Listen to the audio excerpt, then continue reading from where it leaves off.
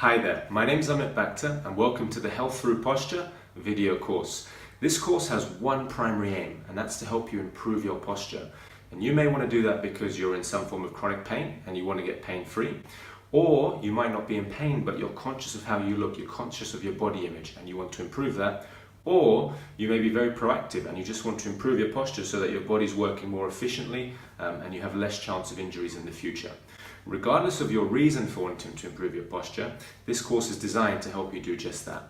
The information I share with you on this course is based on my experience of helping hundreds upon hundreds of clients and my own experience of overcoming chronic pain. So I'll only share with you information that's worked for them or for me personally. So what are we going to cover? Well, I've divided the course into 4 main parts. And in part 1, we're going to look really closely at what having good posture actually means. We need to do that. It's essential because there's so much information out there about what having good posture means, and so much of it, in my opinion, is not very good. Things such as consciously tucking your tummy in, pulling your shoulders back, lifting your head. That never really works, right? Because you do it for a few seconds, a few minutes, then you get distracted, and then what happens? You end up in your normal poor posture again. And also for many people, consciously trying to improve your posture is either tiring or it's painful. And also there's too many things to consider. Having good posture is not just about this area here, your shoulders and your head.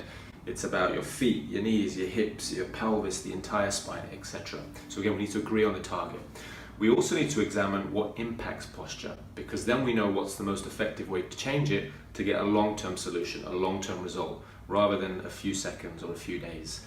In the final part of part 1, we're also going to look at how posture can very often be the root cause of chronic pain, whether that's neck pain, shoulder pain, back pain, hip pain, knee pain, foot pain, etc. Once we've covered all of that, we can move on to part 2. And part 2 is all about giving you the tools to help you identify where your posture is currently at. So for example, with you, what's the position of your feet, your knees, your hips, your pelvis, your spine, your shoulders, your head?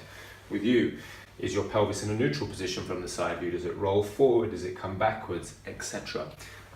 I'll show you the tools that I use, or the methodology I use when I'm looking at someone's posture, and I'll break it down step by step so it's easy for you to follow. This step, or this part, is really important because, for example, if your pelvis rolls forward, if that's your major imbalance, you're going to need different exercises compared to someone whose pelvis rolls backwards. So it's all about kind of making the course more tailor-made for you, which is really important.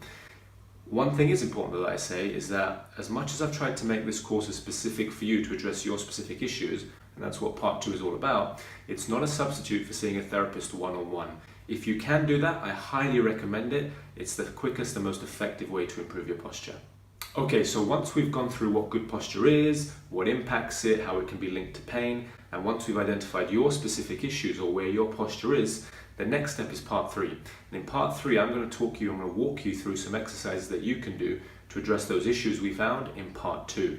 I'll give you modifications to make the exercises easier or more difficult depending on where you are. So for example, you could be an athlete and you can take a lot of demand, or you could be in a situation where you can't even get down onto the floor. So wherever you are, as best as I can, I'll try and meet you there.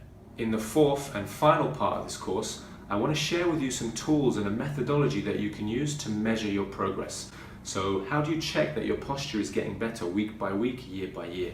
How do you check that your pain, if you're in pain, is getting better over that time period? So that's the end of this introductory video. When you're ready, go ahead to the next video, and that'll start part 1 of the course, where we'll look at what good posture is, what impacts it, and how it affects your health.